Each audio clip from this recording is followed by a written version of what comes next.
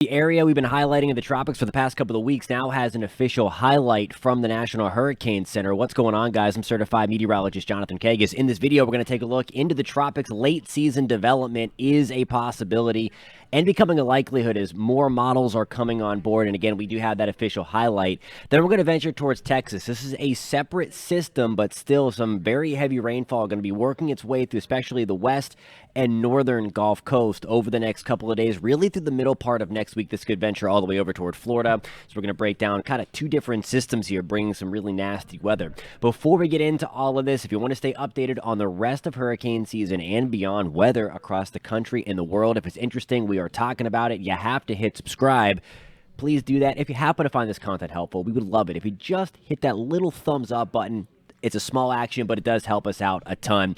Chapters are going to be in the description for you, so you can bounce around this video if you want to find the content you're looking for. Here we go, 7-day tropical development outlook from the National Hurricane Center. We have a yellow blob here. We're starting to get some thunderstorm activity developing. Now, we're not looking at anything developing in the short term, so through the weekend, I think we're okay.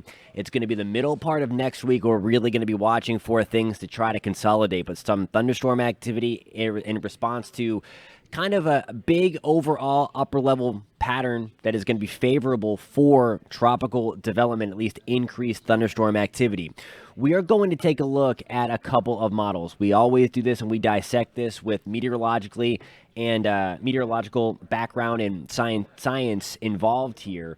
But there's a few things, and I want to be clear about one thing. I'm going to show you the GFS, but for the most part, I do think the GFS is a little bit out to lunch in terms of its aggressive nature, as it typically does, and kind of developing this thing. So I want to take you further around here, and I'm going to show you a few ensemble models here that we've started, again, hinting at this. But as we head towards November 14th, if you were with me in the last couple of videos, we showed you that by this point anyway, the GFS already had something developed. I cautioned you and I told you that I thought that it was a little too aggressive on its development. And there we go. We have something very broad on the 14th and not a really big consolidated system. Now, though, look what happens. I still think the GFS is being a little too aggressive here, but we certainly have a developing system coming out of the Western Caribbean, heading toward Jamaica and into Cuba, and then eventually into the extreme Southwest Atlantic toward the Bahamas and Turks and Caicos, and kind of pushes away there. All in all, that looks like a very kind of nasty and scary solution. Realm of possibilities, possibly, but I really think, again, as we go forward here, we're going to be looking at something a little more broad and a little weaker. Nonetheless, there are some things biting on this, and we're going to take a look at most of the models are biting. We're going to take a wider view here at a bunch of things. European model, it's on board. That's one of the things that I want you to know is that we have model support now from as we are in range here in the next 7 to 10 days for something to develop. There's November 17th, and here we go. It is very, very broad at this point. Again, a system kind of needs to tighten up a little bit, and we don't want it to be broad. Well, we want it to be broad.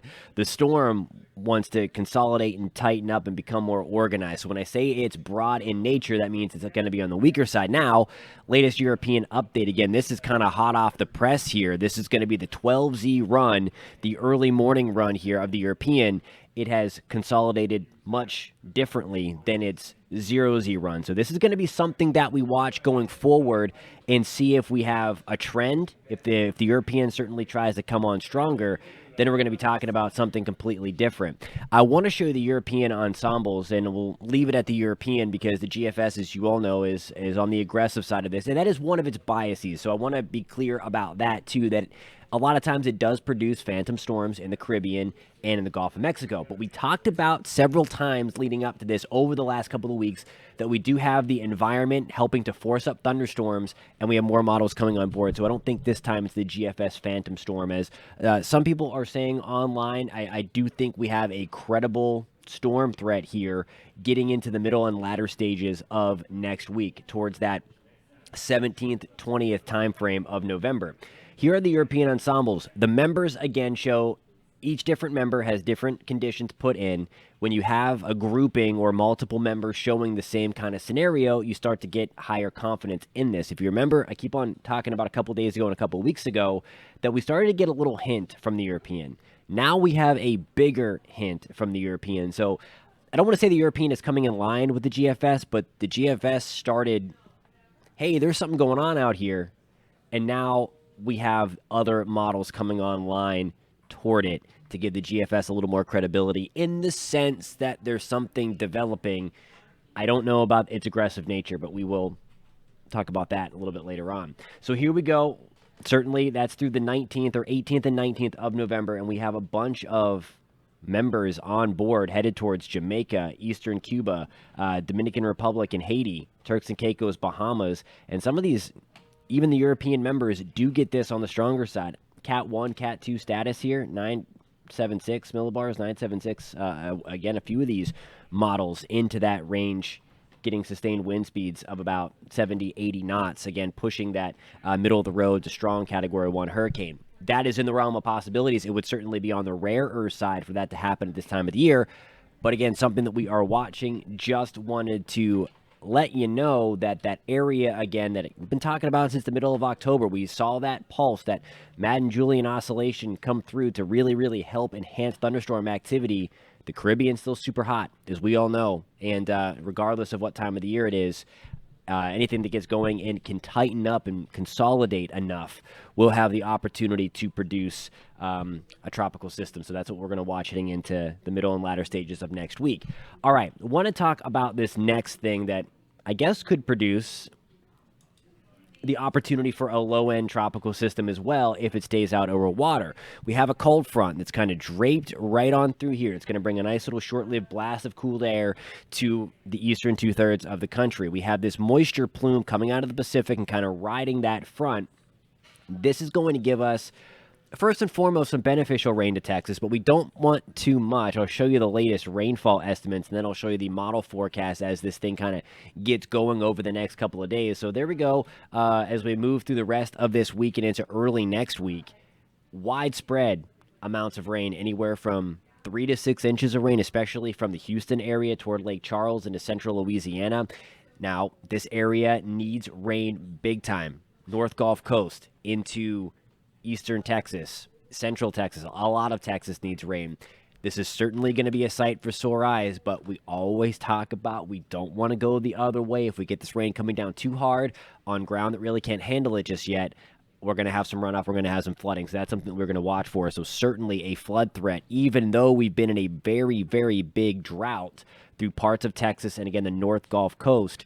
We're going to be watching for some significant rainfall really from the end of the week and then especially through the early stages of next week as well. So we have our eye on that for you. I kind of want to show you the timeline now. We talked about earlier in the video that we would start with the Texas side, and then this is kind of push its way across the North Gulf Coast. So here we go on Friday. There we go with some scattered showers through the afternoon. Everything light to moderate, but then you see what happens as we clear the weekend. Here's Monday, and here's one big batch of rain rolling through South Texas, closer to San Antonio, coming out of the San Antonio region toward Houston, and then kind of skirting the North Gulf Coast. It may have an opportunity to try to become something tropical if it stays over water. That rendition there had most of the center of an area of low pressure that does develop on that front over land, so it would likely be non-tropical in nature. But as we get towards the middle stages of next week, we'd be looking for the potential of some stronger thunderstorms through the southeast and into Florida, as we have a dip in the jet stream hanging out right through there as well. That's the other thing that likely will keep that from becoming a tropical system. There's just way too much wind shear around, and that will likely protect the United States anyway from any kind of brewing tropical system in the Caribbean as well. We're going to have to watch for our friends in Jamaica and into Cuba and into Haiti and the Dominican Republic, Turks and Caicos, because we're a little bit further removed from that wind shear. So we'll be watching that closely as we go through the weekend and then into early next week. Thank you guys a ton for tuning in. If you happen to find this content helpful, please give it a thumbs up. And if you do want to stay updated on all things weather, first and foremost, post in the comments where you're tuning in from and hit that subscribe button. We'd love to have you along for the ride. Thank you so much for tuning in. We'll catch you next time.